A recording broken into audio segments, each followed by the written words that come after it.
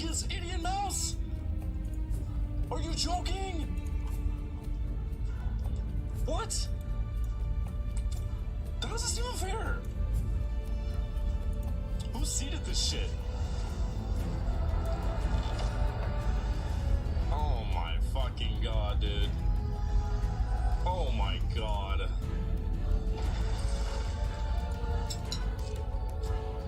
I'm against the best player in the tournament, dude. Is this even fair? Alright, ladies and gentlemen, I'm going to drop the music. Sorry for that.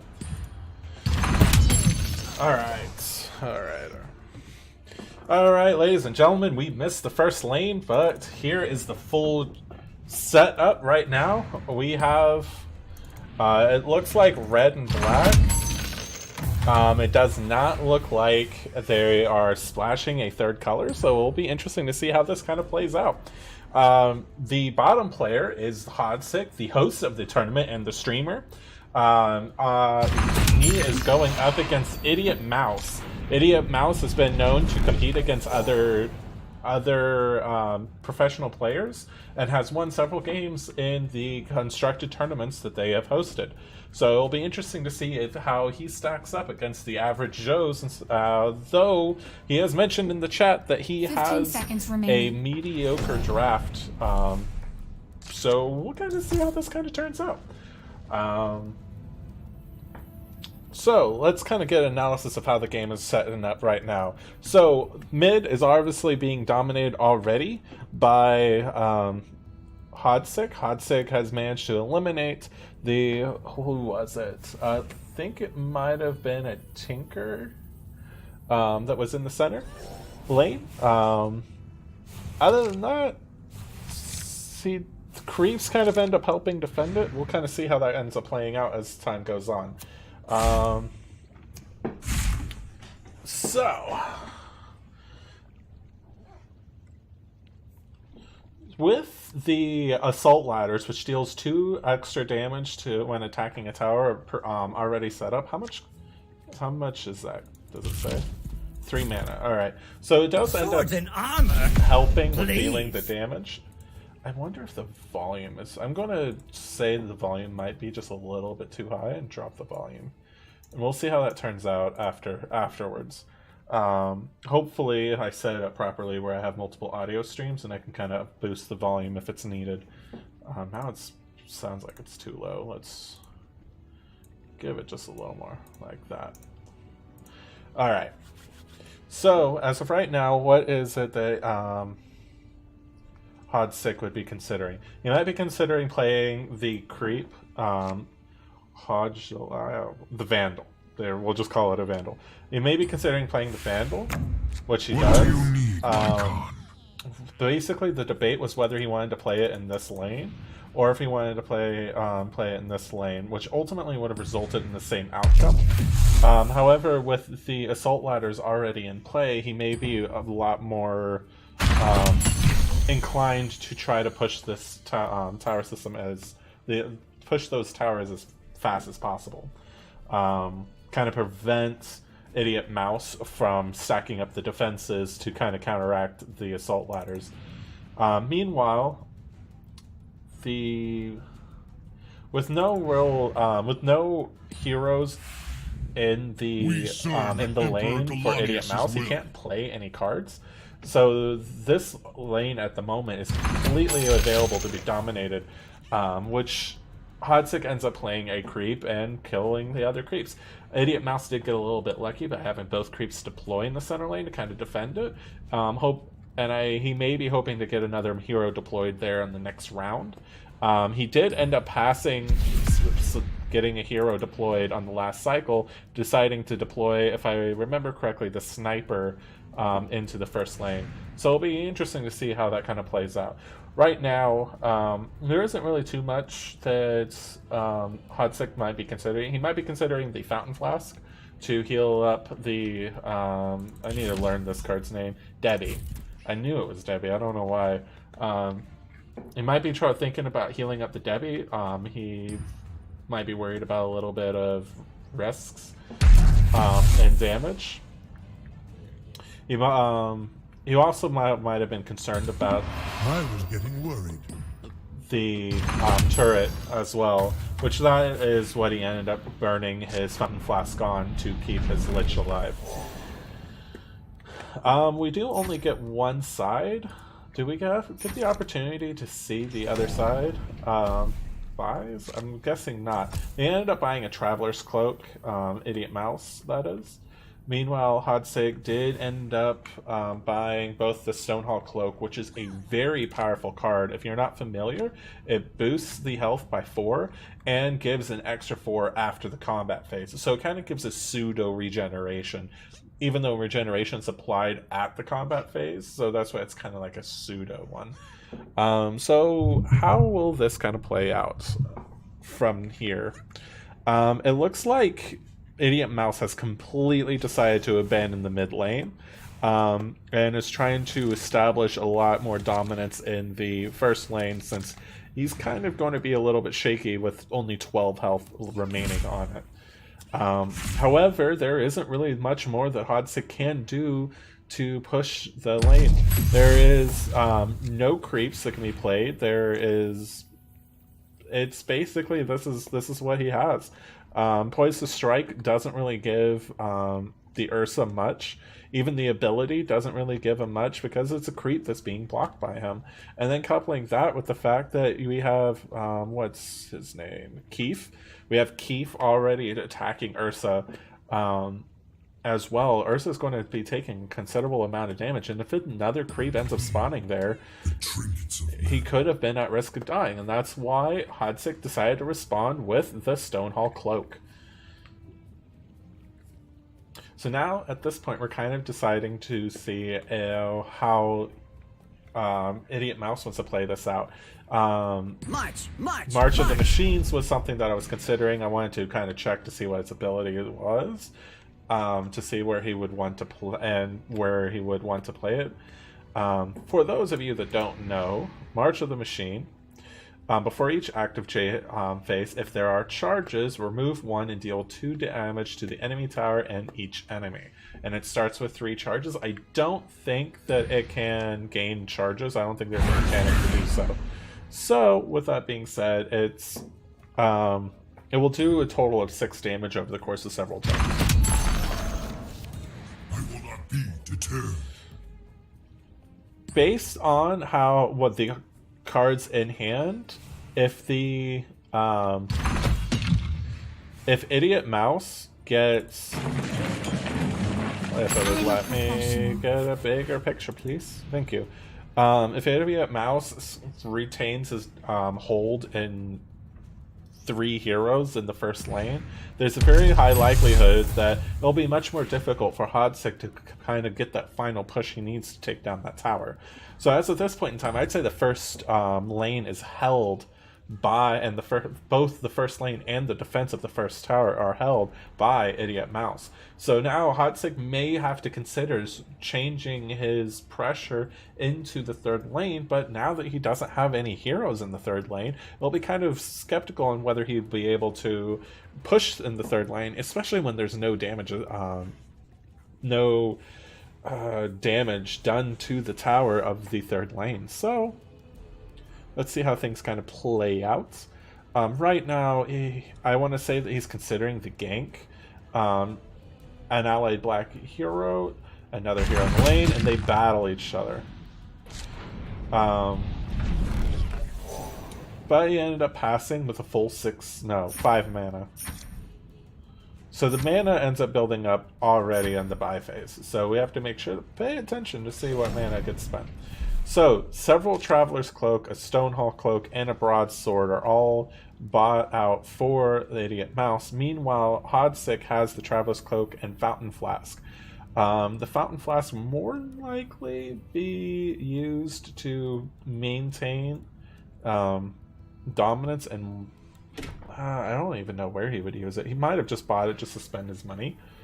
Same with the Traveler's Cloak. There's really no harm in buying it. Do we have access to their decks?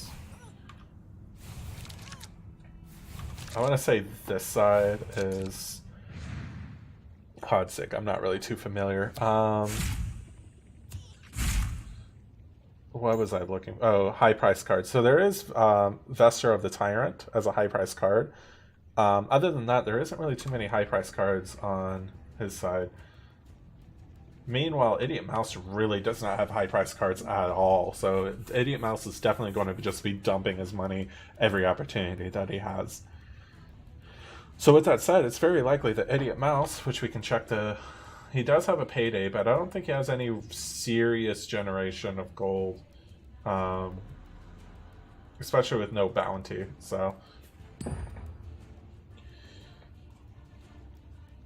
As of right now, it does seem like the dominance is maintained. He may be considering playing a creep with the Ogre... Is it Conscript? Conscript, yep. He ended up playing the turret and dealing to 2 damage.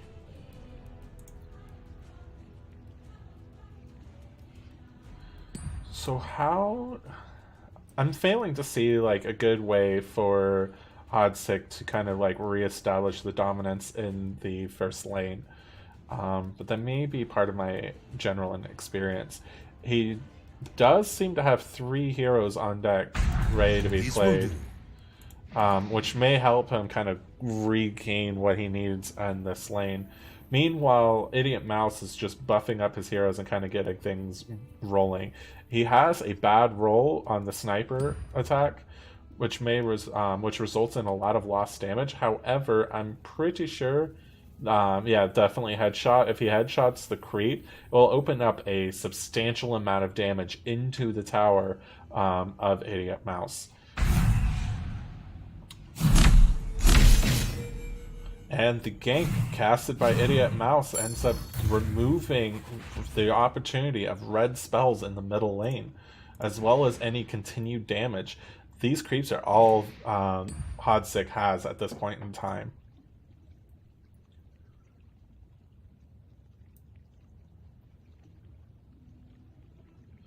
I still wonder whether it's going to be worth using Sniper's ability to remove the creep. It is a lot of damage. Slaughter our enemies. He may be able to end up, because it's 12 points of damage, that ends up being 23 total. If he can milk out 5 points of damage, and I don't really see how he could, but it's 5 points of damage is not a lot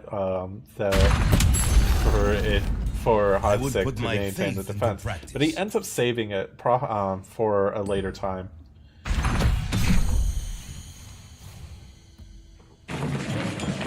The Marching Machines continues to establish its dominance in the third lane as well. We don't have any lanes that have been cracked open for either player, but it's getting pretty close for Hodsic. He is getting absolutely destroyed in all lanes, and it's not looking good. He does have 3 heroes on deck ready to be deployed on the next round, but this'll come in handy. He's going to end up being in serious trouble here soon.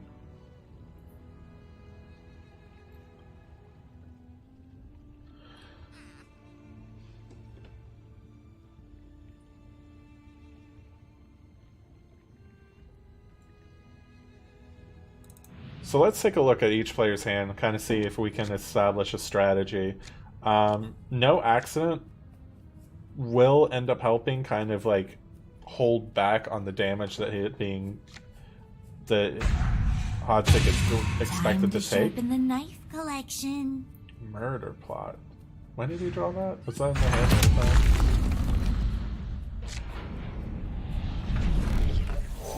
But you can kind of see that Hodsic is not looking in good shape.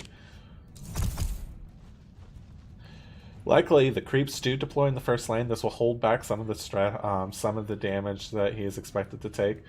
And Hodsic decides to go all in on the defense of the first lane.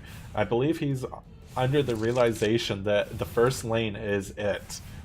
He has decided to abandon the third lane entirely and hopes that he gets enough damage in the second lane over time to seal out the game. So this is it. However, there's a few cards that were kind of not showing. The no accident. The no accident will help eliminate the Tinker, was what I was about to say. However, it doesn't really eliminate some of the... It eliminates some of the damage, but it doesn't eliminate the possibility to cast black cards, as there are 3 total black heroes that were in the lane before the no accident got played.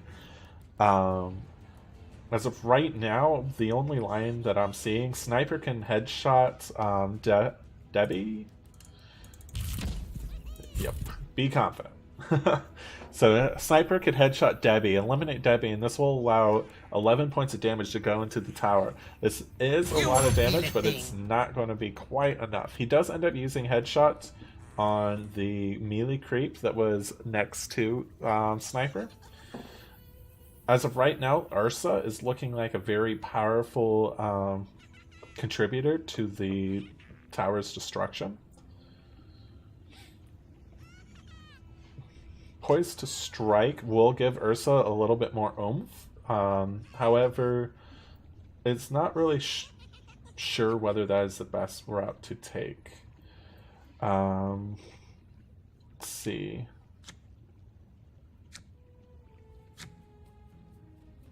What route would I take in this position? The Fountain Plus does solidify Ursa's position and kind of prevent him from being eliminated by any spells at 18. However, a creep does end up being enough to block him, which is the route that I expected Tidy Mouse to take. I don't think there isn't really much more that either player can do to try to solidify this lane. It seems like right now what each player is doing is just ensuring that their heroes will have the staying ability to remain in the lane for the next couple rounds. There's a possibility that this lane ends up going to the Ancient for both players.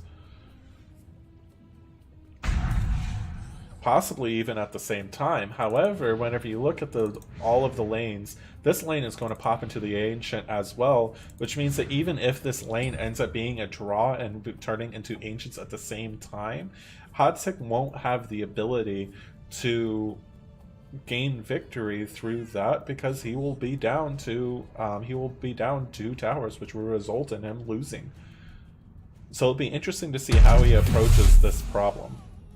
Conversely, if he manages to solidify this Ancient, and there's no red heroes in that lane, he won't have the opportunity to. He has no heroes, actually. I thought there might have been a black for some odd reason. So there... And the March of the Machine also immediately turns that tower into the Ancient. So as of right now, the Ancient's just going to be tanking some damage. It's not necessarily going to be expected to be 80'd at any point. I believe what Idiot Mouse is considering right now, these aren't cross-lane, but he may end up playing the Hipfire for the initiative, which he does end up doing, and by eliminating one of his melee creeps. So now that he has the initiative, he can end up aggressively playing No Accident, Blood Rage, March of the Machines. Blood Rage, if I manage to, gives a +4 attack and a silence. So the silence will kind of restrict the ability of black cards being played if he ends up taking the Blood Rage.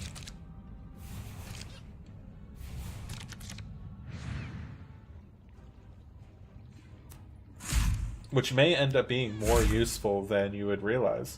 You disgust me, Lich. That's your sacrifices another fighting serve no one but yourself. And the Oath.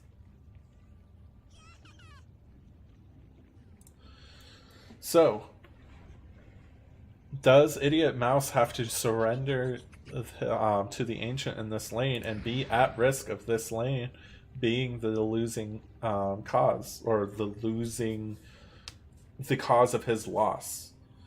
I do not believe that he has much to worry about, but it does Don't end worry, up you'll be dead soon enough. it does end up putting him on a clock. He has essentially 2 turns to solidify this lane. And did he? No one will warn you. Okay, I can go back more than one. It's interesting. I don't know if I might have to go back and rewatch that, but I believe that Idiot Mouse attacked his own hero and gained initiative, or his own minion. Anything. Creep. I should use creep. And to regain initiative, but I might have missaw that, so we'll kind of just This pleases the Flayed Ones. assume that I didn't see that properly.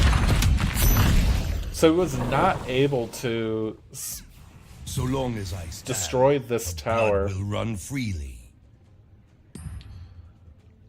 And like I said, he is basically on a clock now because of that. And he's not going to solidify this particular... does the Oath? The Oath? No, he would not play the Oath on any lane. So this is it. Will Idiot Mouse manage to solidify his dominance in the first lane? Let us take a look at the first lane. So as of right now, there's 7 damage that will be dealt. He may end up casting Blood Rage on the Lich, which will result in black cards not being able to be played. Even though he'll end up taking more damage, it will help solidify that part of... It will help solidify his dominance in the lane as untested like creeps, slay, coup de grace, which is not in this deck, but as an example of a black card that could be applied. All of those will not be useful anymore. We will win. And if Idiot Mouse has been paying attention, there aren't very many strong... Oh, that does the trick. Eliminating the creep and going straight to face. Hodsic is eliminated from the tournament and Idiot Mouse proceeds. We're going to end up hopping into another random tournament. Hopefully this is the right button. Alright, let's go see if we can hop into a random tournament. So this was a player that, Gentle Giant is a random Joe player that I joked about doing strongly in the tournament. And I suggested that he should not disappoint me. And it looks like that he is about to actually win through 40ing a tournament.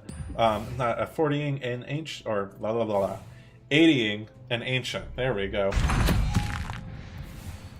Because it looks like Unscathed is on a clock due to that. This lane looks like it's just straight up lost. It's hard to jump into a game and see what's going on.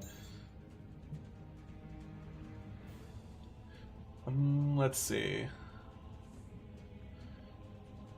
I think he might actually be able to win this lane as well.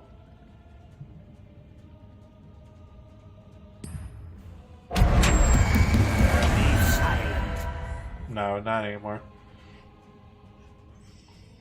Well, he could end up blasting the Debbie.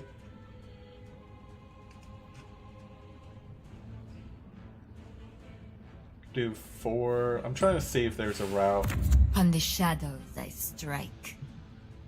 I don't really see a route where he could end up killing this, but so it's definitely going to be this lane where he'll end up winning. I made a lot of enemies.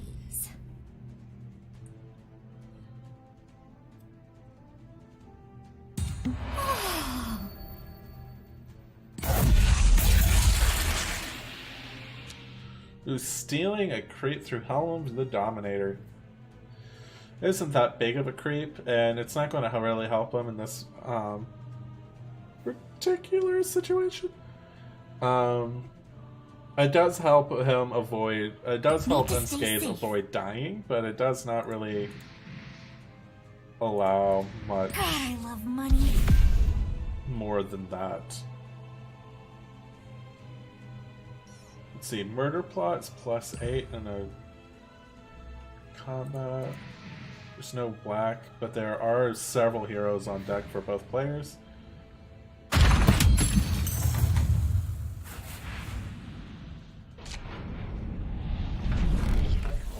So the obvious strategy for both players is to dump all of their heroes in the first lane, because the first lane is basically all or nothing.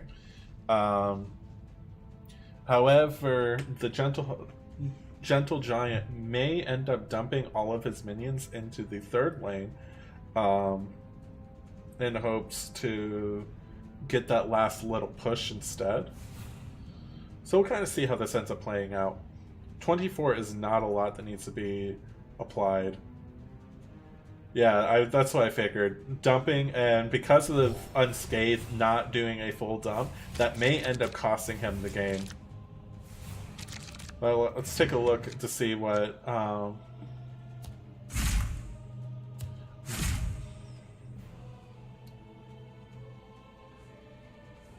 Murder Plot. Yeah, Murder Plot pushing this to face should do the trick. So this is the strat. You would apply Murder Plot to the Bloodseeker, make it go to face.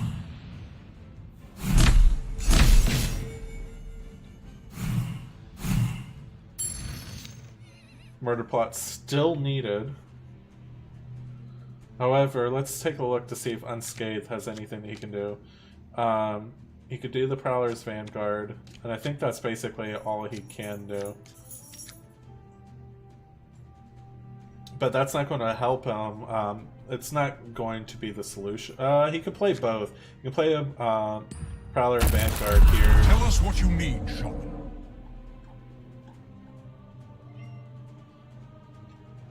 And this it has to be a black hero. So, I do believe Unscathed managed to come through unscathed. Not really, he's taking a lot of damage, but he will manage to come through in the first lane just fine. Based on what I'm seeing in both players' hands. The Bronze Legionnaire, 4 damage, it's not going to be enough on its own. Sucker Punch, not going to be enough on its own. Fighting Instincts is just a bad card.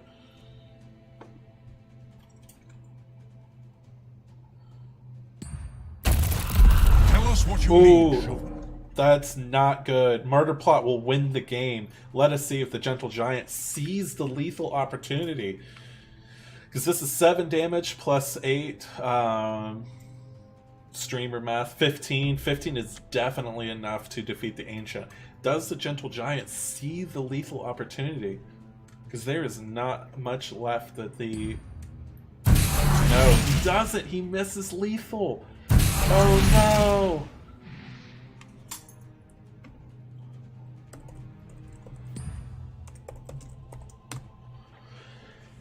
That is so not good for the Gentle Giant.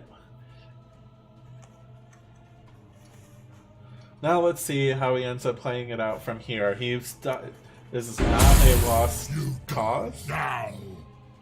This is not a lost cause. He definitely still has ample opportunity to end up winning the game. Perfect. Let's take a look and see what other things needs to be done. So in this lane, he just needs to defend the 26, and so as of right now, the main way to do that is to make sure that the Bristleback does not end up going to face, and even then, it's still going to be, he still will end up needing another 10 points of damage in order to do so. I will bring victory and honor. Well, this does end up eliminating, I think this is a... Thanks. Oh man. Farhan? Farhan?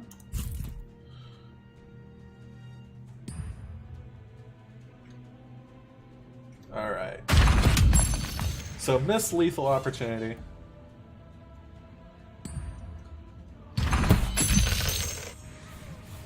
So now it will depend on the third lane. If the third lane can be defended by the Gentle Giant will proceed to the next round.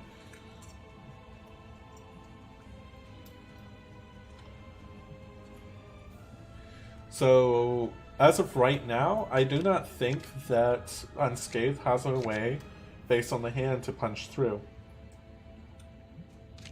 The Bronze Legionnaire just does not provide enough damage. The Divine Intervention doesn't produce more damage. The Nasal Goo doesn't really help with anything. Even the Phase Boots, like, that just solidifies the Bloodseeker's kill, but past that, that's not really going to be enough. In all honesty, if I was a Gentle Giant, I'd just pass and solidify the victory in the first lane. Granted, 5 cards in hand's kind of, uncomfortable, but 12 damage is not a lot. And Murder Plot definitely would have been it. Would still be it. Meanwhile, my cat decided to welcome me, so if she ends up pawing at the microphone like she currently is, I'll apologize in advance of the scratching noises that will occur. Ready to kill. Fighting Instinct, very weak card. I think I'll swing it like a Alright, tree. I'll let you down. There you go. 10 seconds left for Unscathed. I don't think he realizes that he's already lost.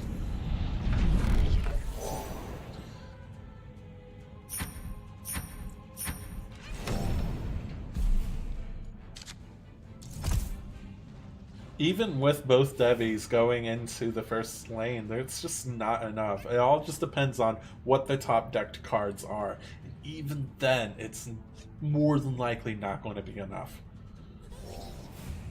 With Helm of the Dominator on one of the Devies, it may help grab. It may help grab one of the creeps. No accident does help. It's still a lot of damage that needs to be done. Let's take a look.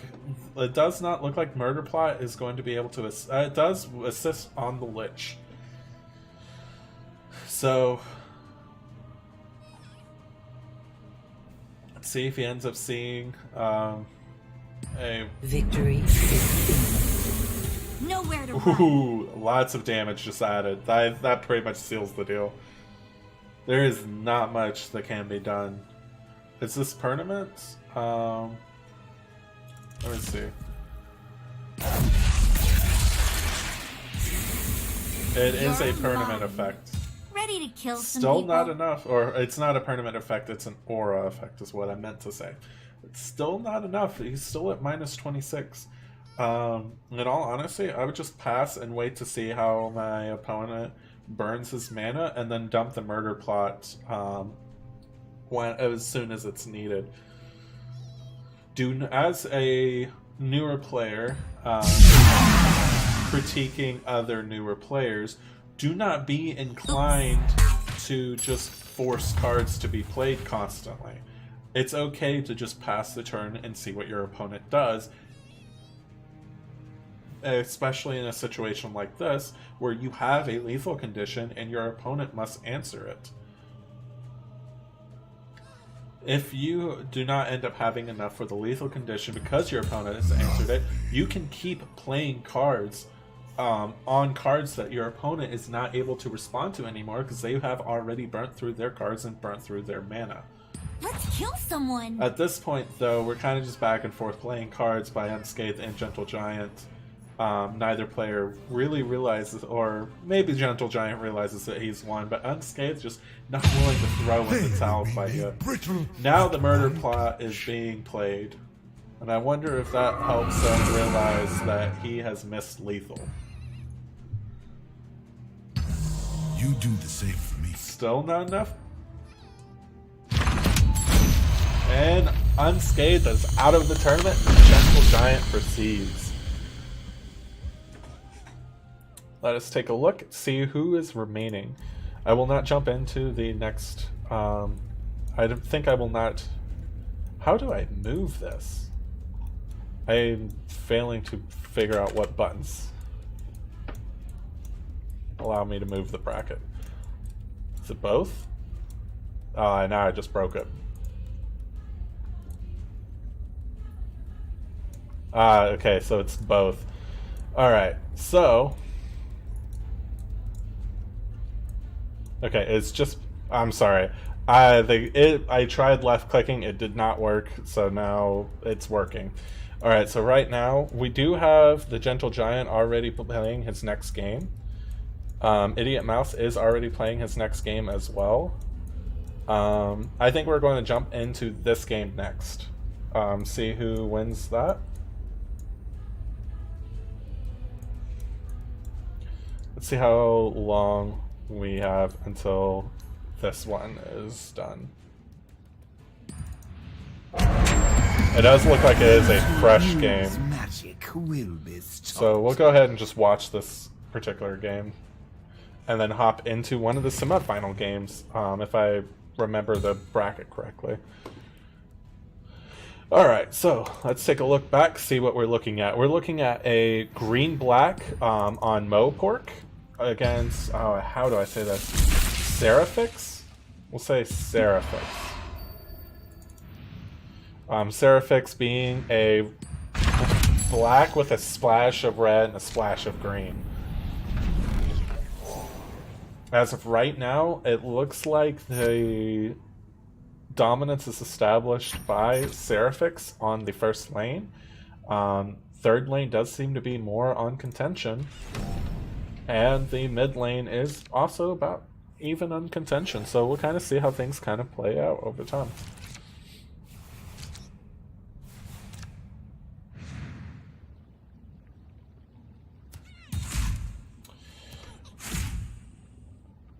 Alright, so the Legion Commander has a very powerful effect through the duel card. It allows Legion Commander to fight any character on the opponent's side of the in the same lane, but any character and deal damage, possibly eliminating that character. Legion Commander also has Retaliate, which deals an extra 2 damage to anything that deals damage to it. So, and something to take note, Retaliate is its own unique damage, so armor does apply to it uniquely. So, for example, if Legion Commander attacks something with 1 armor, that will take 7 damage from Legion Commander's attack and another 1 damage due to Retaliate. Assuming that whatever Legion Commander attacks that has 1 armor also has attack power to deal damage back to Legion Commander. So alright, let's take a look to see how things are going to play out. Excuse my cat's bell jingling. Try to get this card to reveal it. So, Thunderhide Pack is a very powerful late game push. So, let's take a look at both decks. So, 2 Thunderhide packs. So, very powerful late game push and intimidation with just 1 that's already in hand. Allows to open up a lane if needed. Gust. Ooh, I didn't realize that he had a Drow. Drow is a very powerful card. Arguably one of the most powerful cards, second only to possibly Axe. He has a fairly dominant hand as well, and 6 no accidents. Meanwhile, his opponent does seem to have a little bit more of a mixture of cards. It does seem like the late game card is only Assassinate. Cheat Death is a very finicky card. There's a lot of contention on Cheating Death's like concepts with its RNG elements. Other than that, it does not. Ooh, also 6 no accidents, stacking high, and 5 Disciple of Nevermore. It'll be interesting to kind of see how the late game push on Mopork will end up playing against Seraphix.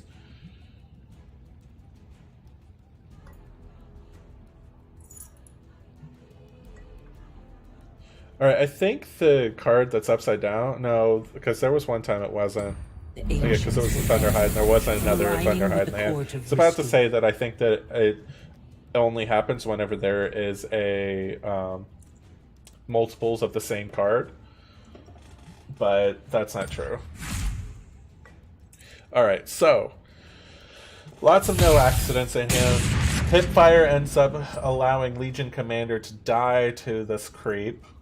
Debbie ends up staying alive. The duel might be used here to kind of eliminate the Debbie, and kind of just force a stalemate in this lane. Is it worth burning the duel now on just forcing a stalemate? That's a pretty interesting question. The thing is that Debbie is going to establish a lot of firepower in this lane, and he does end up using the duel. Mopork is also a little bit short on time, and he needs to be mindful because he's at risk of losing.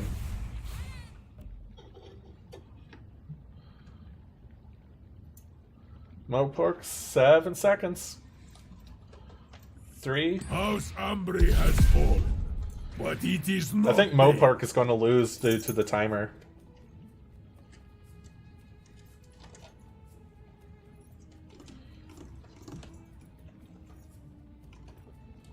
And honestly, at this point, as Seraphix, I honestly might, if I notice the time, might be more willing to just throw bad turns in to kind of force Mopork to lose the game on the 3 seconds. Not really too sure on how that strategy will end up working. I need to play the game a little bit more and kind of get a feel for that. Mopork is aware of the time, obviously, because it's going to be screaming at him.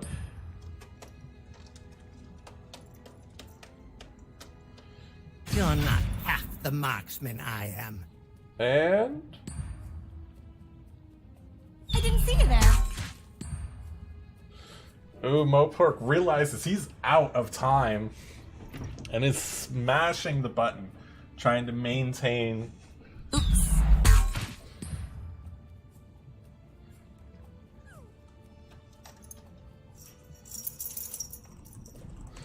This will come in handy. Meanwhile, Seraphix was forcing the issue. Mopork could not play any cards because of the time, and he's already going to be low on time on the next round. He's only going to have a minute.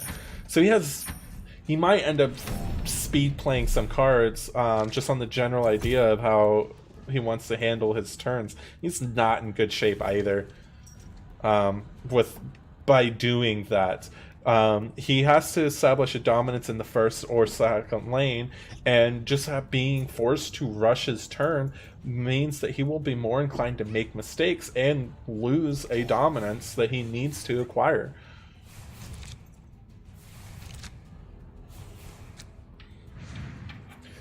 So let's take a look to see how this ends up playing out. And the hand is glitched out. So he does end up getting some powerful cards in hand. Mopork, that is. Gust, Savage Roar. Both of them will allow him to kind of regain. How would I put it? It will allow him to put bodies and just defend the lane. It's the right lane. The right lane's not in ancient form. Both lanes will end up needing to be taken out by Seraphix. Seraphix, on the other hand, he does have an ability to deal 4 damage to the tower and have another 4 damage go to the tower, just on the basis of the play. As I don't think that Mopork will have much to stop it. He does end up playing the Savage Wolf. If he was playing the Savage, he can't play the Vandal here because there's no black hero. My mistake. It might have been worth playing the Gust as Mopork, but he ends up saving it, which is completely valid. Gust is a very powerful card, and using it in the right moment is worth it. Here, Seraphix may end up playing the Vandal. There is, especially with that being played, with this going into one of the creeps, it might not be worth playing the Vandal anymore. However, this lane is not going to be Way to look after the talent. it's not going to be easily with the hero and the 2 creeps dying, Seraphix will have an opportunity for Debbie to attack the lane. He does need. Does Debbie have a weapon? Debbie does not have a weapon, so he does. If he manages to find 4 points of damage, I don't think this should have been played here. I don't think this should have been played here at all, because it would have been useful on this lane, dealing the extra 4 points of damage that was missing, and especially with no items to provide the extra little push of damage. Especially with, yeah, I honestly just think that this card, the Vandal, should have been played in the mid lane on a future turn to sneak in the last little bit of damage needed. No accident. 1 minute Might until have ended forced up surrender. stop that. Mopork is still running short on time, and Seraphix is going into the forced surrender window as well.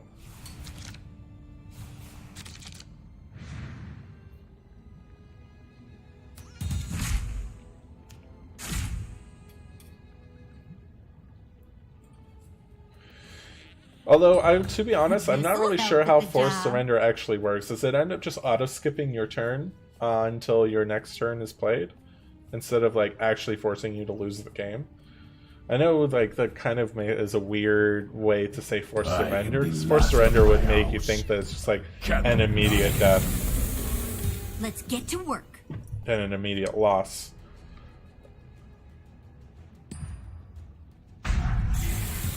Your death is inevitable. So Mopork is reestablishing a dominance in the first lane. In fact, it's so much of a dominance, it might actually end up being enough to kind of come back and retake the first lane entirely. The second lane, I forget what this is called, the Thunderhide pack, ends up being a very powerful force. Let's see what you're made of. The duel ends up getting played and eliminating the Debbie. At least it was quick. So now another see, this is exactly what I was talking about. Now Mopork cannot play any more cards. So being able to play the Vandal would have eliminated the tower for sure, and then it would have been a matter of maintaining defense rather than trying to sneak in some offense. And then this tower in the first lane would have been the main points of focus when it comes to the offense. Of course, the third lane's oddly a wash for both players. There isn't really much that either player can end up doing in order to establish dominance. And in fact, Mopork just straight up retreats with a deep town portal to try... What is he retreating it for? Let me look. So Mopork has 2 heroes ready to deploy. He might deploy it into the mid lane to kind of like help solidify that, especially with the creep spawning in the first lane. Yeah, yeah, maybe that's the best way to go, is to deploy into the mid lane. He does redeploy the Drow into the third lane.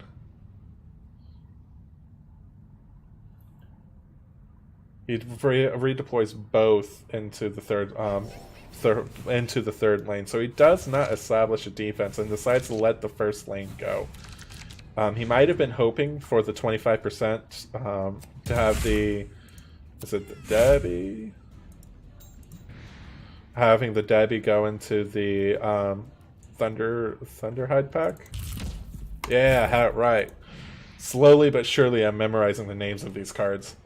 My revenge will be swift. Still strength? Does he have something in his hand to allow him to get rid of the...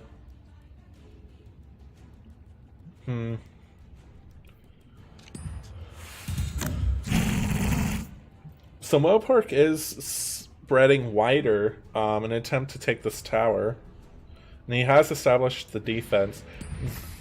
And this is going to be the point of target for Seraphix now.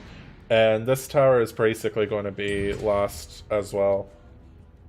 Let me show you what I can Especially with no black hero here.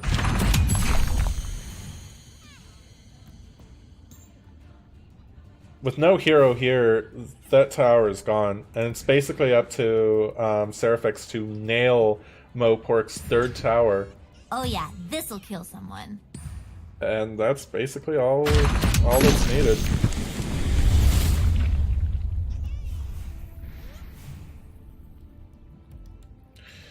Gust won't help. However, intimidation with Gust will. Because he'll end up using intimidation on Debbie and force Debbie out into a different lane. Now I get why the sisters wear these all the time. Yep. However, now the first lane's at risk. So he ended up defending for another turn. But Mopork is still in a point of contention, and I'm wondering if the low amount of time ends up forcing him into a situation where he makes plays that he would rather have not have made, just because of the fact that he needed to rapidly play cards. Naturally, the Legion Commander is going to go into the surrender. First lane. Third lane? Is he going for a push? He's not going to try to 80 the... There's no way. There's no way that he's going to try to destroy the Ancient. It has to be one of the other two lanes.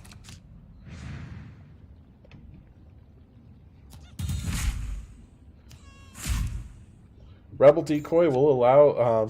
well, both creeps in hand will kind of allow Seraphix to maintain this tower.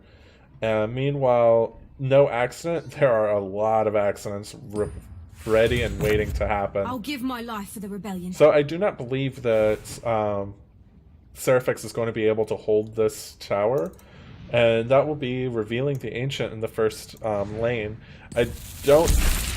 No thanks are required. Even with that being said, I don't think that Mopark will have the opportunity to 80 the and destroy the Ancient, deal 80 damage and destroy the Ancient.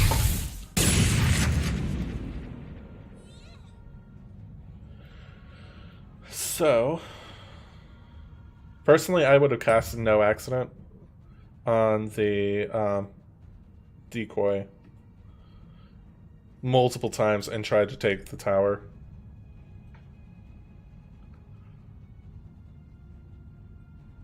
The House of Ambly stands with the House of Avernus. I'm not sure what the miss would really accomplish in this lane. It might have been worth it to play it in one of the other lanes. Possibly even this one. No, not this one. It would have been worth it to play it... I don't know what I'm thinking. It would have been worth it to play it into the third lane to try to buff the overall power.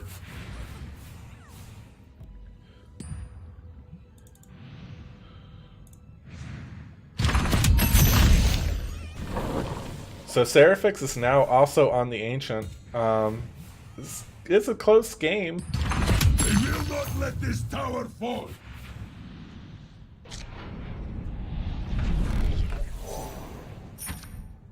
So I don't think the game force loses on 0 seconds. I think it just skips the ability to play cards.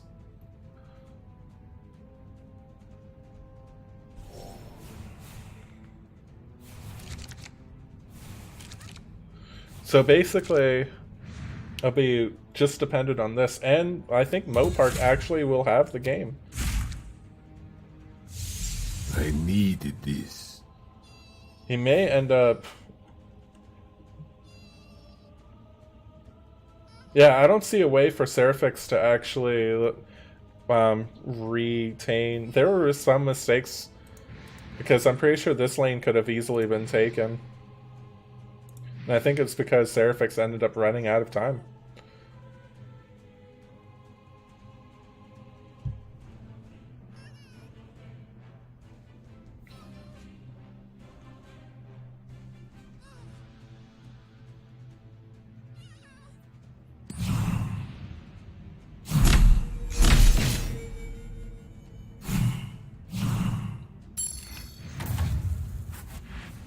I'm not quite sure what that play was meant to accomplish.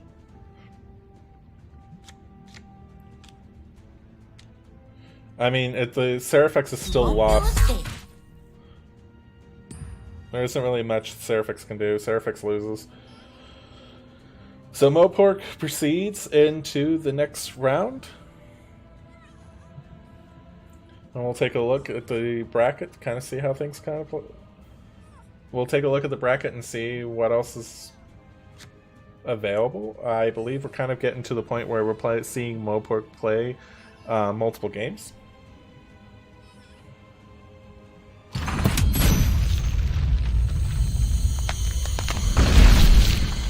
Oh, like I said, I do believe Seraphix ended up throwing the game through a few mismanaged plays, which sucks.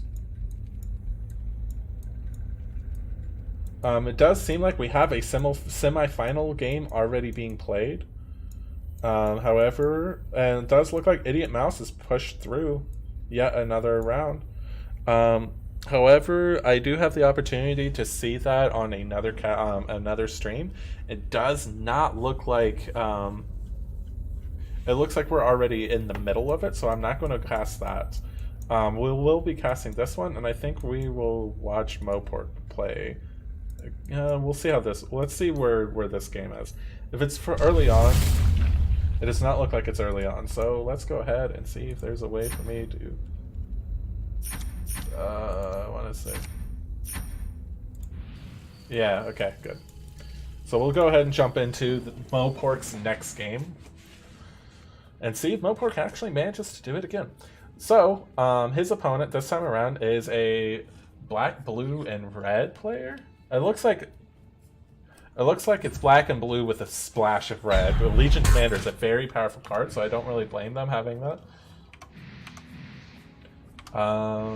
Let's take a look at each player's deck. There is a lot of red cards. And there are a few heavier cards. Annihilation is added. Call the Reserves, pretty powerful card. Dimensional Portal, also super powerful card. It's interesting that 2 mana. The fact that 2 mana is worth being able to deploy it in another lane. Now we've seen Mopork's deck already, but we'll take a second look at it. Kind of, and as we can see, there is the Thunderhide pack still. So there is still 2 cards that will dominate the late game for Mopork. A lot of the late game cards for ASAP Rocket League. I should do a proper introduction of ASAP Rocket League. A lot of his cards are more of a control-oriented. So the biggest unit that he seems to have for his creep is the Ogre Conscript. He does seem to have the Red Mist Pillager as well. After the combat phase of Red Mist Pillager, someone snowballed with this card on me on my second game, and it was wild. I did not know how to handle that without having the ability to respond to it properly. So we'll kind of see if that ends up playing a factor in this game. But with only 1 in the deck, it's probably more than likely not likely. 5 seconds remaining. 3. All right, so enough looking at the decks. Let's take a look at the game boards. So, as of right now, the first lane seems to be equally contested. Lots of green cards in the Mopork's hand, and that means that the third lane is going to have a little bit of a difficulty being will mean that the third lane will have difficulty being able to play cards there. And it might just mean that Mopork will have to just surrender the third lane on the second turn. And it also looks like he's going to be in a little bit of trouble in the first lane as well. With 3 melee creeps being spawned, I don't really see... of course, I should clarify, he does have the ability to play the Roseleaf Druid or the Selfish Cleric, and probably the Roseleaf Druid is the play. The Mists will not be able to do what it needs to do. How can I help with trouble? And that does allow an extra mana to be played and allow Thunder Hide Pack to come down next turn. But it's still a lot of little pokes of damage to the tower over the next several turns. So it'll be interesting to kind of see how that ends up playing out. It would be good for the Legion Commander to end up maneuvering into a position that is more useful, especially with a red heavy hand. I did notice that there are quite a few red cards. Looks like until they are 12 destroyed. 12 red cards. That's not an insignificant amount of cards for a single red hero. That means one lane is going to be dominated by the Legion Commander, and with the by the Legion Commander's red cards, assuming the Legion Commander can stay on the board. And that's kind of like one of the struggles with whenever deck building with 3 colors, is making sure that the color spread ends up making sense. Because now Rocket League is kind of stuck in a situation where he has a lot of red cards that he's not able to play in any of the other lanes. However, conveniently, there isn't really much point of contention in this lane, so he's able to kind of spend the mana on these red cards and push really heavily into this lane.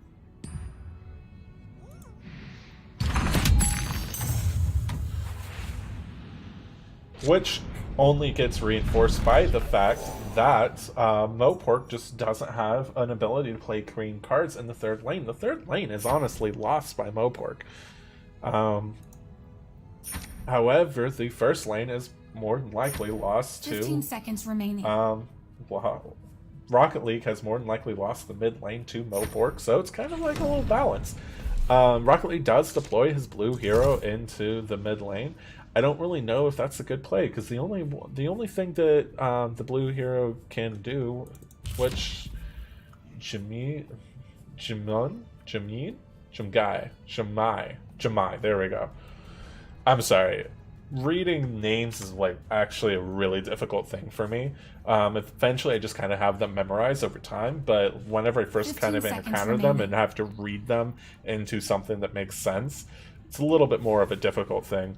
I do not think that he should be deployed in the mid lane. 5 seconds mostly remaining. because of the fact there aren't very 3, many cards. 2, However, he will end up surviving in the mid lane, which ends up being a benefit because he'll be able to play Foresight, and if he draws any more blue cards, being able through Foresight, because if I remember correctly, yeah, it's draw 2 cards.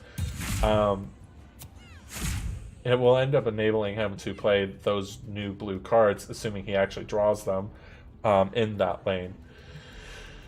So,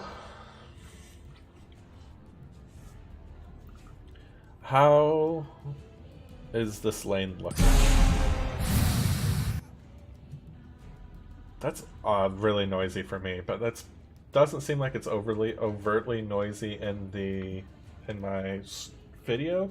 This is the first tournament, so I will be adjusting the video, the recording in the future if there are some issues. So, when issues in the sense of overpowering sound. So, back to the commentary at hand. Thunderhide Pack can come down in 2 turns. The widespread kind of diminishes the ability of Thunderhide Pack. Especially when he gets played, he'll have the possibility of going into a left creep or right creep rather than going straight to the tower the turn after he eliminates a creep. But we're kind of looking very far in advance.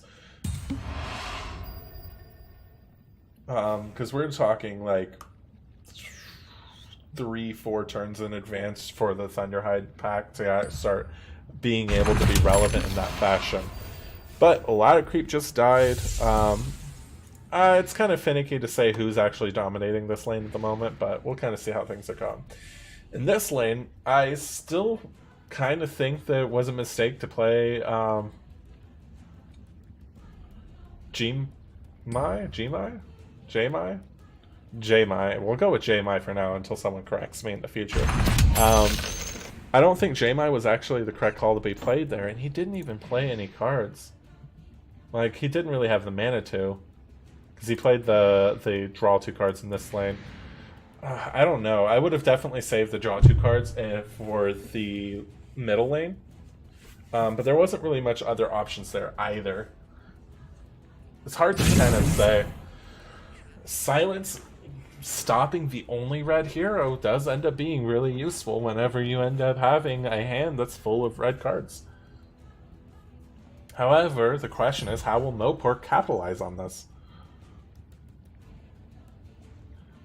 Thanks.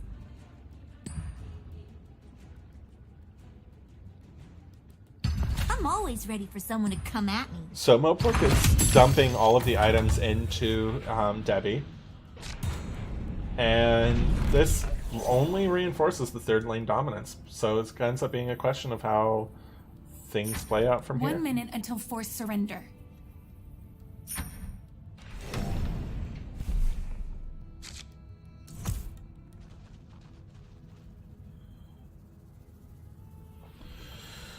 So, creeps going in the mid lane means that the mid lane dominance is going to be pushed towards Mopork.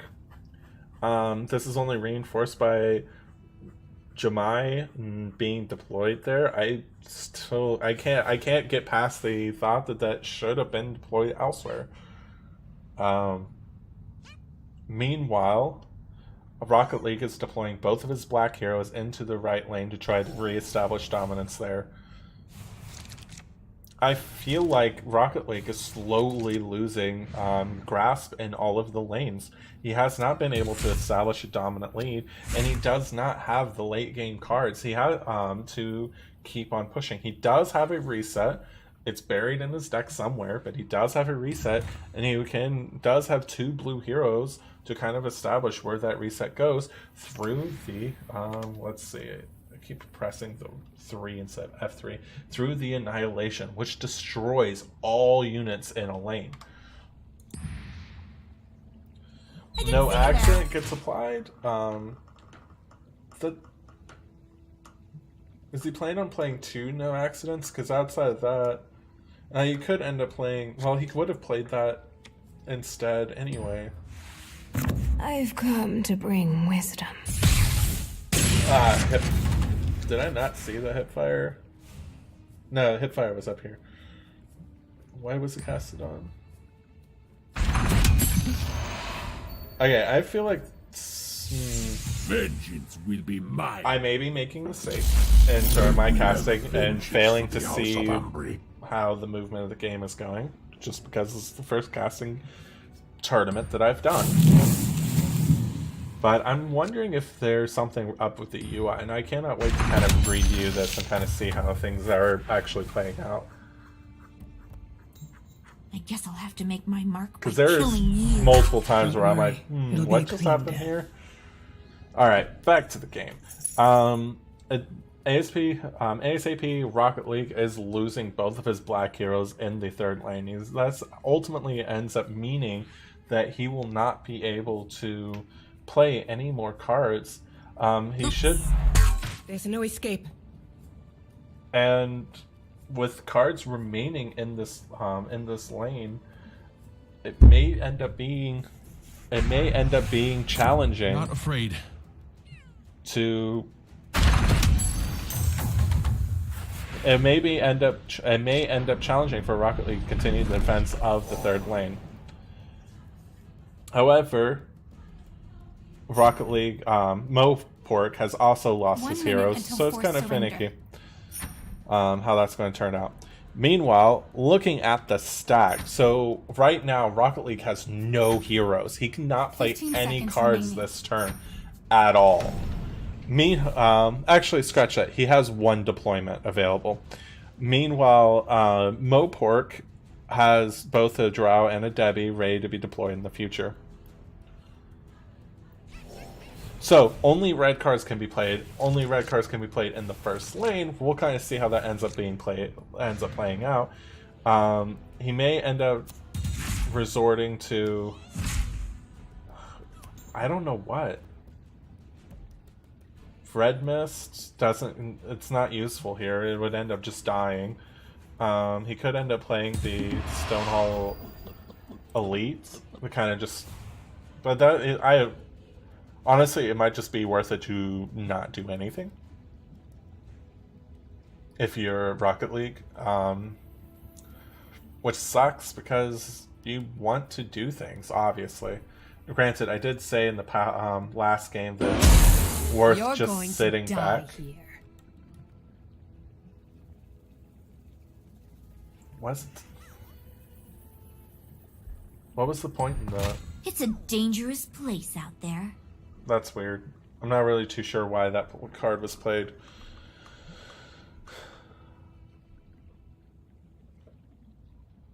It was the armor, that's why. Was that piercing? It's not piercing. So I don't know. The card was going to die anyway. Alright, so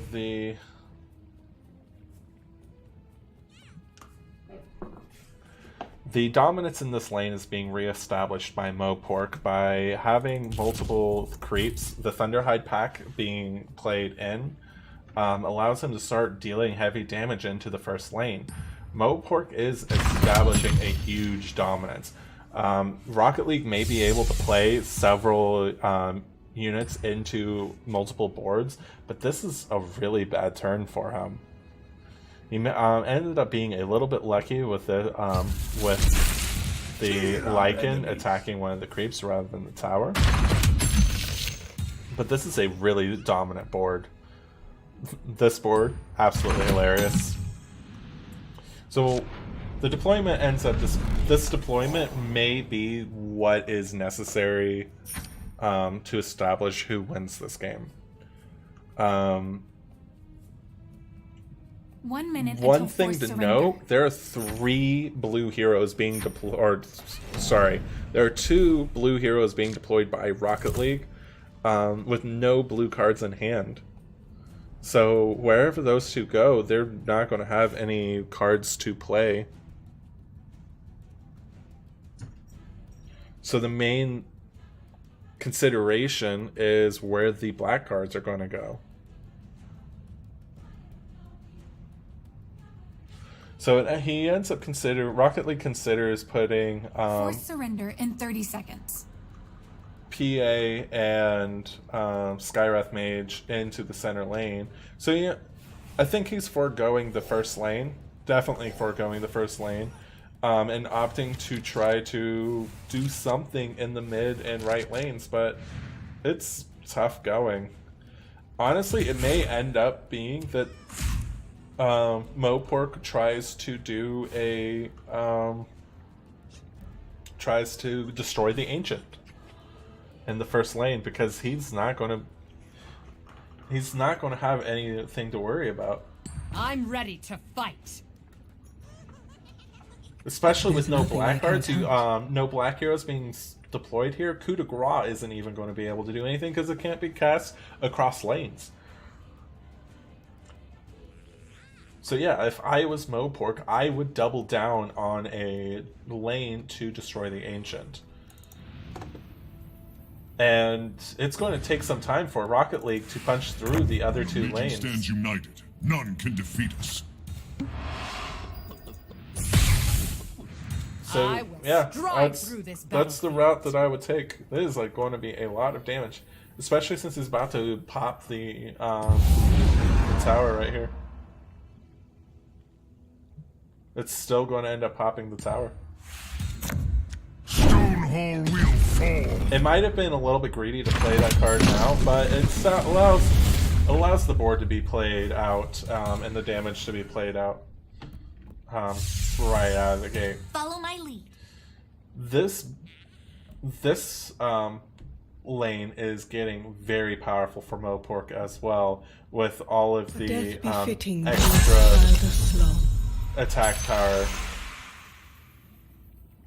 being established. Coup de Grace did end up helping, but it's still very bad. The Mists of Avernus? The Mists of Avernus is ending up buffing this lane to unbelievable strengths. We have a creep here that has bonus damage You're right supposed now. to scare me. And even with the minus armor, it's still not... Ooh, that might not have been a good call. But he ended up pulling back the Skywrath Mage for what? What was the point of pulling it back? This, moving it into the first lane, maybe? Maybe doubling down in the third lane? No, it's not going to be worth that. You already have a blue hero here. It's not going to... It's going to be for the casting spells. He's probably going to hope to try to top deck a blue spell that will be useful for the first lane. Otherwise, he's about to lose on the back of the first lane alone. I have foreseen what is to come. Another black card. Death to our enemies. Yeah, Mopork is can't. Well, Mopork is auto passing his turn because he has no time. So, and I'm 99.99% sure now that you do not auto concede. You just instantly pass your turn. But Mopork is pretty much... I still am fairly confident Mopork has got this, and then Rocket League has been managing to hold his own. But this is a game where it's... I honestly feel like this is a game of a million cuts, where it is not one key maneuver, one key blow that ends up losing you the game. It's a little bit here and a little bit there that ends up resulting in a snowballing effect until eventually you're able to do that final play that pushes you over the edge to gain the victory. All the while, you're taking your own million cuts from your opponent, and you're trying to kind of slow that down. This kind of is reinforced by the fact that many of the pro players have mentioned that they have never drawn out their decks. The decks are fairly loaded with 40 cards compared to some of the competitors' smaller decks. And the games seem to finish out quicker. I mean, we're on the 6th turn, essentially. So it'll be interesting to kind of see how this ends up playing out.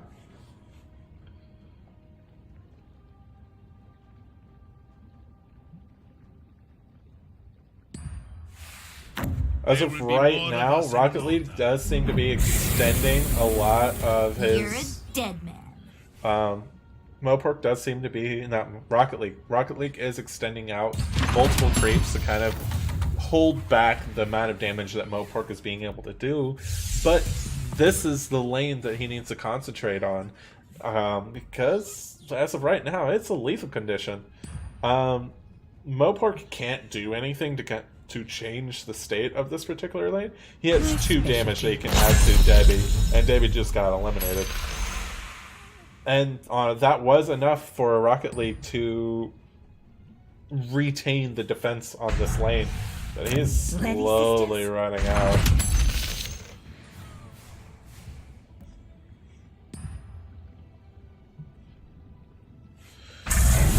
So, as I said... Ooh, I think Rocket League has already lost. Yeah, Rocket League has already lost. Because he has 0 deployments, so he can play 0 cards, and he already has enough... 1 minute until forced surrender. He's already facing enough damage in the first lane. The creep does have a spawn, and it does end up blocking some damage, and we'll kind of see it. We'll see how that ends up playing out. But with the Thunderhide pack being able to be played, yeah, Mopork has won this game for sure.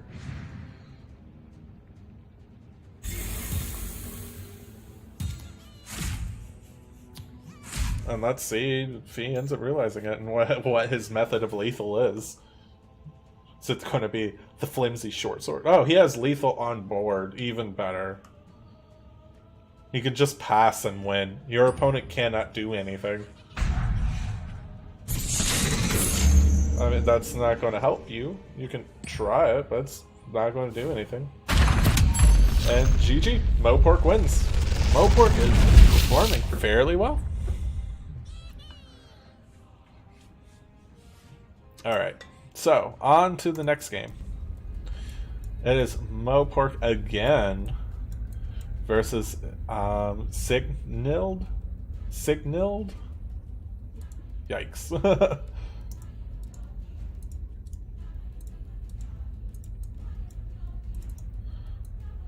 This tournament, yeah, you can kind of see like it glitching out a little bit. So the display isn't exactly perfect, but I am happy it's there. So,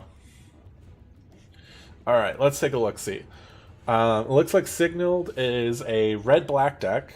So it's red-black versus green-black. Kind of see how this ends up playing out. Let's take a look at. I do not get deck lists. Might need to wait a little bit to see if it loads in. Or I might just be messed up entirely. Let's leave and rejoin.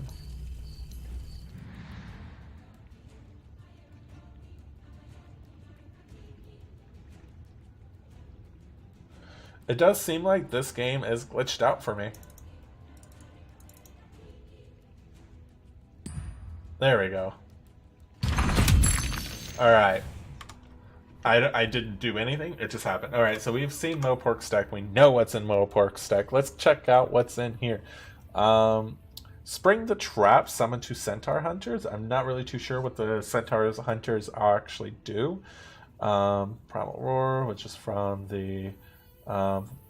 shoot, what is his name? Let's find out. Beastmaster. Not a Dota player. I have played Dota and watched Dota enough to know most of the heroes, but there's going to be 1 or 2 that I don't know. I believe the zombie is a 2/2. So there are a few power cards for our red-black player of Signal. He does have gold generation. A bit of gold generation. He doesn't have the gold generation from the bounty hunter, so it looks like the general idea of Signaled will be to kind of like overpower single targets, and keep the heroes off of the board for his opponent, and then eventually using these assault ladders especially just kind of overwhelm his opponent through that. Because it doesn't look like he's going to be able to go wide with creep. So it definitely just looks like it's going to be several just good hard hits from his heroes. They'll end up sealing the game for Signaled. Meanwhile, we've seen Mopork's general strategy seems to be dominating with the Thunderhide packs. So, ooh, let's check out the items. I did not check out his items. Does not seem to be any overtly expensive items. It caps out at 10 gold with the Book of the Dead, Red Mist Maul, and Shield of Aquila. So, we'll kind of... It's no Horn of the Alpha, so we'll see how this kind of ends up playing out. We have the general idea of what Signal is going to end up doing, so we should not expect him to... he should be able to keep creeps back through Sven. So he does have the ability to kind of hold back the wide boards that Mopork can sometimes establish.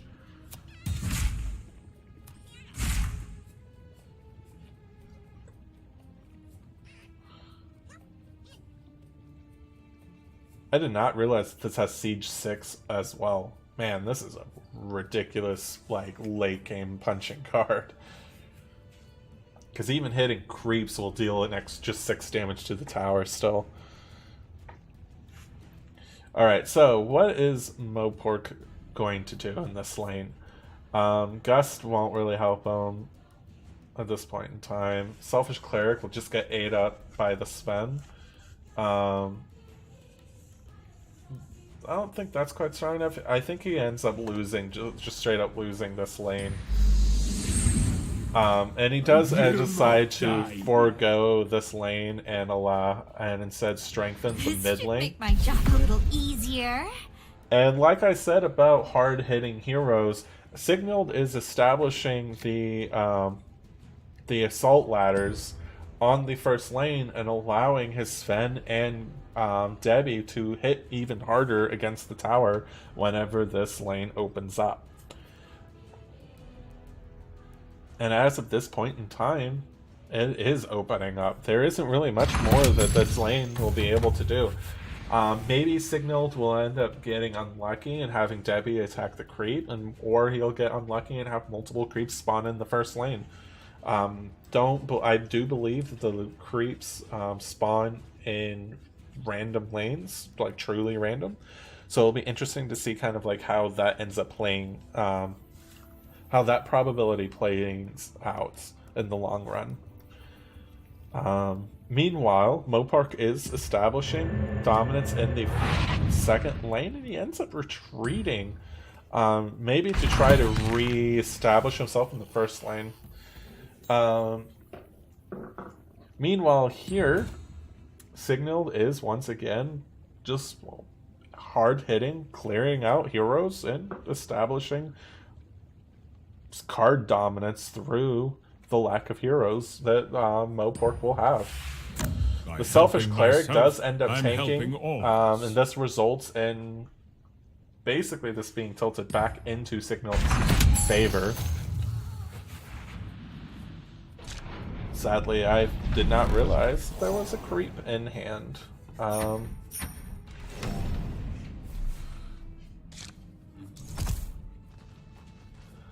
So,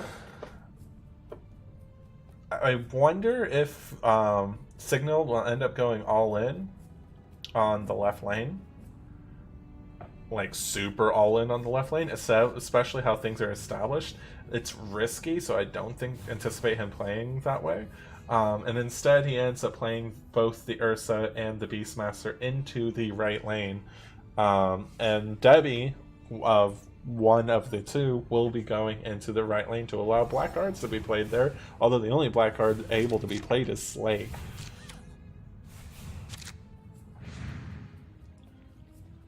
So here Sven shows his power by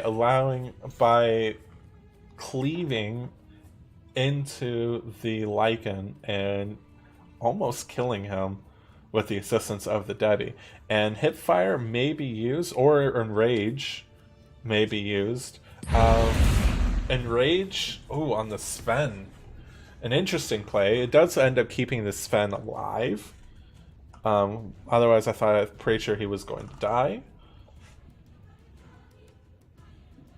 And this clears the board. But with the short sword being played, it ends up tilting back into Mopark's favor and being a near board wipe with only a creep. And the Traveler's Cloak, of course, keeping the Lycan alive.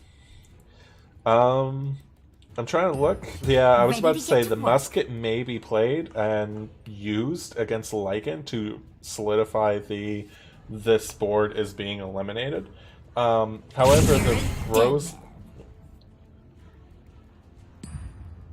Does silence prevent items from being able to be used? I think it does. So, yeah, that ended up solidifying Mopork still owning the first lane. It does seem like... The forest, Beastmaster. It's time you prove it. It does seem like Mopork is regaining dominance in the first lane, and it will be going wider. He does not quite have enough mana to start slapping down the Thunderhide backs to finish out the games like he has in the past. The Roseleaf Druids will help him get to that.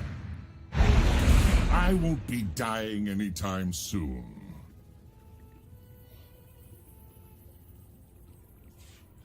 So, at this point in time, how would I want to, I'd say Mopork has the lean,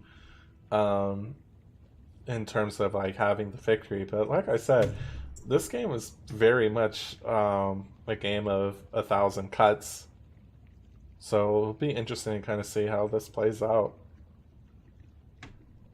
It might be worth playing a single Roseleaf Druid to kind of, fill out the mana, as well as, yep, there it gets played, as well as prevent either the Beastmaster or the Ursa from attacking the tower next turn, assuming the 50-50 and or the 50-50 ends up playing in Mopork's favor.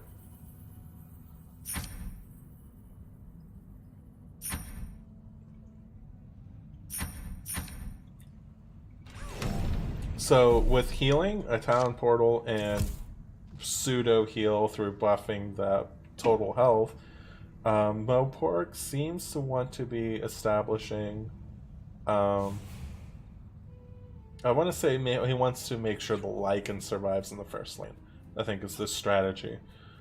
He does not need the Treant Protector to survive, and just in the sense of saving cards, being able to play cards. He may save the Treant Protector for other uses, but I think right now priority is keeping this Lycan alive. Although I don't think the healing salve will be enough. He may end up just Town Portal scroll, using the TP scroll on the Lycan to kind of bring it home. But no accident, like was said, kind of diminishes that chance for Mopork. It does not look like that there is opportunity for Signaled to break this tower in this particular turn, so he will have to just wait until next turn. And with 2 Debbies being played next turn, he may not have the firepower he needs to take that tower in the next turn. But we'll kind of see how things play out. Meanwhile, in this lane, if he was going to use the TP scroll, now is the time to do it. The jungle protects its own. So, where Mopork is establishing a wider board, and it seems like he's going to end up using the Thunderhide pack on a wide angle in this lane to start being able to push heavy damage into it.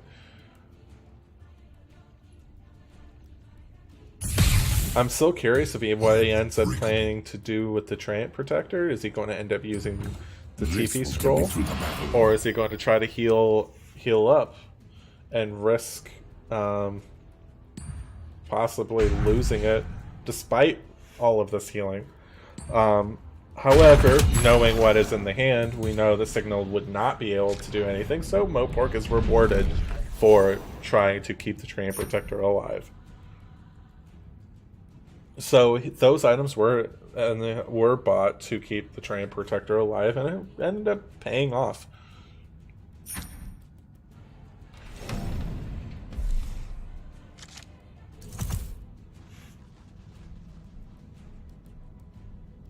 Lots of creeps, and as well as Debbie being applied to the left lane means that the left lane will be defended properly. And Signal decides to apply himself in the mid lane, especially with Sven being able to cleave through multiple heroes, or scratch that, multiple creeps, and allow the way to be cleared to deal heavy damage. Signal's strategy seems to take that heavy hitting damage and apply it to lanes that are weak, and then Mopork has to respond to those lanes and try to defend, maybe whittle away a little bit of armor on the, not armor, but health on the tower along the way, but ultimately he's ending up struggling. Mopork is struggling to just keep Signaled at bay. He's almost lost the first tower, and he, on that turn alone, has almost lost the tower through a couple of cards being played.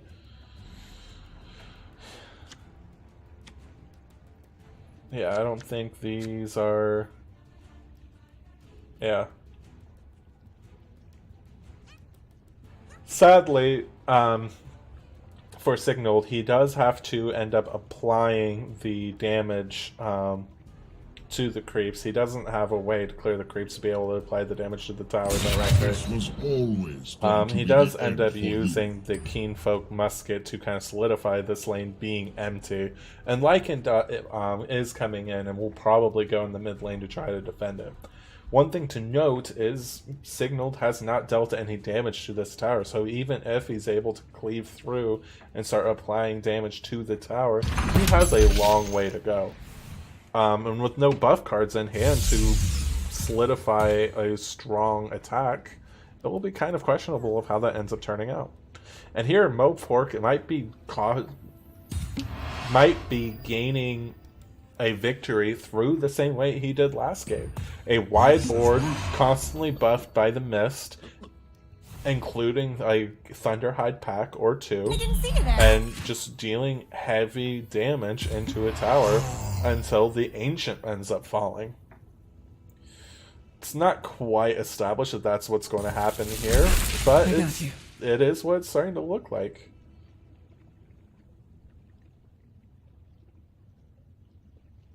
And honestly, I don't know what Signal is going to end up doing. Anyone foolish enough He could to end up face using me Primal War or die. God Strength. TP Scrolls used on what hero? On the Drow Ranger. Ends up saving the Drow. Kind of reduces the damage overall. I can kind of see it being worth it. Move the Drow to somewhere, to the Drow Ranger to somewhere a little bit safer, I suppose. I would not be surprised if he ends up being the Drow Ranger be deployed in the first lane. Mostly because there isn't really a lot of points of contention in that lane. Conversely, he may end up deploying both the Lycan and the Drow into the second lane to try to make sure that the second lane doesn't fall. However, that ends up being a little bit risky as both the first and the third lane are getting close to being eliminated. So he ends up splitting the Drow into the first lane, the Lycan into the second lane. He doesn't want to end up having 3 low towers and being forced to defend 3 towers at once, which is understandable. I'm still leaning on Mopork to win this game.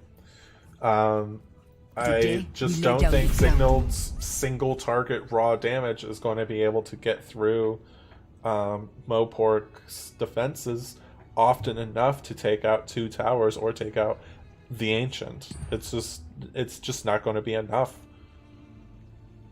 I needed that. And while what is the name of this one? Sorla? While Sorla does end up staying on the board, there's no black cards in hand, and it doesn't end up staying on the board anyway, as Gank ends up killing it. But with no black cards in hand, it wasn't really that useful in the first place. And Mopork is more than likely going to take the first lane.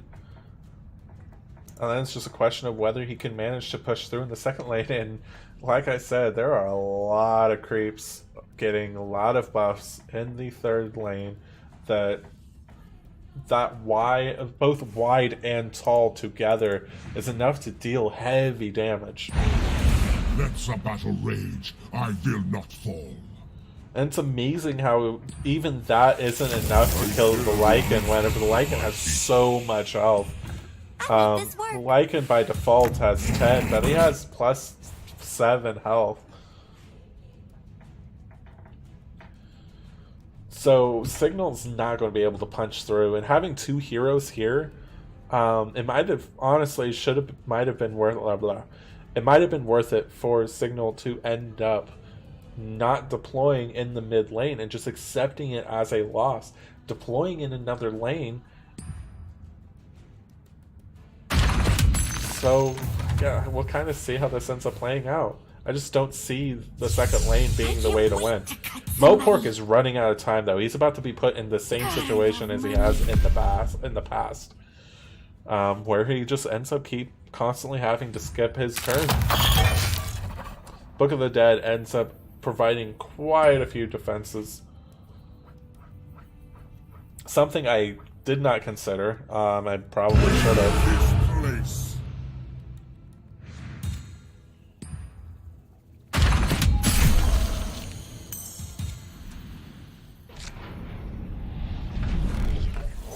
So maybe Mopork's strategy is now going to transition away from trying to win the third lane, and instead going to try to slam down the Thunderhide pack into the first lane, and maybe take an I don't know what he would do in the second lane, because the second lane is where he would need to get the maybe well, he doesn't have any heroes.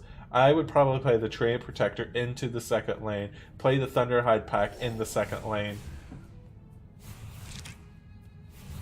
and win through that, because the first lane is going down. And I think that's the route that I would have gone. What are these two cards? This might be enough to kind of push through.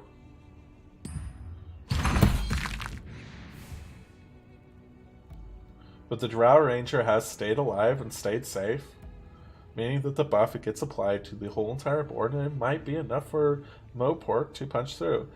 He needs to not think quite as much on this turn, especially since he has no cards to play. He's burning his time, essentially, by doing so. Salt Ladder's not really useful in this position. It might be useful in another lane, and I honestly would apply it to another lane. But past that, there isn't really much more that you can do in this lane either. Though Signal does have a lot more time in his bank to just whittle away slowly. I've killed better.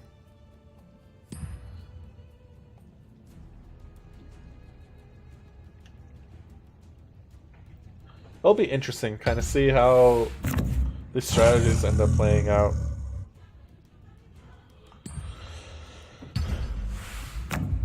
I'm here to fight. Because this game, like, I said, if I remember correctly, I said that Mopork is the one that's going to win the game, but it ended up being a lot closer than I anticipated. That's kind of just the nature of this game. Like, So this is what having friends feels like. Gust ends up dominating the dominating here by restricting the ability to play cards. Now Mopork gets to kind of just take his leisure time and figure out the best route. I'll tear it down. And that ends up causing a little bit of damage and allowing things to kind This'll of help with the job. finish out in this lane. Signal is in trouble now. He has two lanes that are about to fall. He has one hero that can be deployed, and that's it. This red card isn't going to be enough to defend the third lane, and this black hero is not going to be enough because there's no other cards. It's going to be enough in the sense of no, because he's going to play the 15 seconds Thunderhide pack. remaining. This is it. Like, Mopork has got this one. He's running out of time though. He needs to be really quick.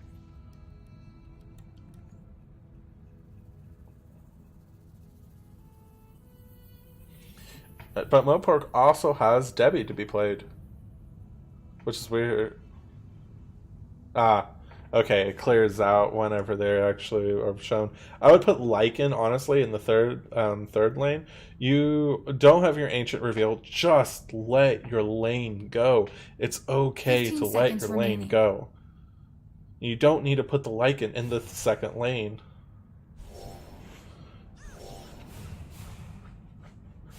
But Mopork is going to be rewarded for this regardless. Because both towers are going to be lost. No cards can be played here.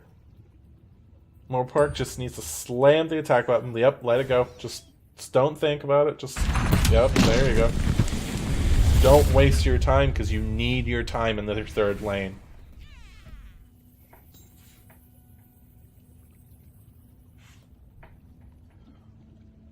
This right here, all of them attacking this creep sucks for Signaled. And if he has a way to stop that, would be fantastic, but he doesn't. this is just salt in the wound that Signal is already losing to. And he's trying to figure out what to do. Circle take notice. And I think Mopark realizes it's done. It's over. Let me show you what I can do. Slam the Thunderhide. Well, wait for a response. But slam the Thunderhide. Pentama Creep. Can still slam the Thunderhide. Slam it. Time to slam it. Remember that the Vole stood with He's out you, of Sola. Horn of the Alpha. Slam 2 of them. Yeah, that's GG. Well, Pork. You, my friend, have gone so far. It's finals time, ladies and gentlemen. So we have watched Mopork go multiple rounds and establish himself as a contender in this tournament. And Idiot Mouse we watched early on, just the sheer strength of his skill. So, will Mopork have what it takes to take out the favorite? I want to say favorite. The favorite player in this tournament.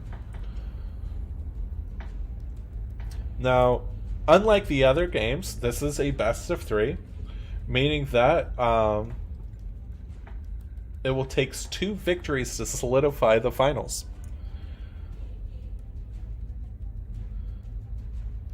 And with the finals, I intend on the finals being its own separate video. I will redo all the introductions. So with that said, thank you so much for watching the tournament up to this point. I know it's been a very long video, and let's try to get energized for this last little bit, this last little finals of Mopork versus Idiot Mouse. I will see you in the next one. Please leave a like and a subscription if you want to see more Artifact. Check out my social media pages as well as my Twitch page that you can find in the description of this video. If you have any critiques, please go ahead and leave a comment giving the critiques to my casting ability. They do understand that this is one of the first Artifact casts that I have done, so there's going to be quite a few things that I've missed. So, thank you so much for watching, and let's get ready for the finals.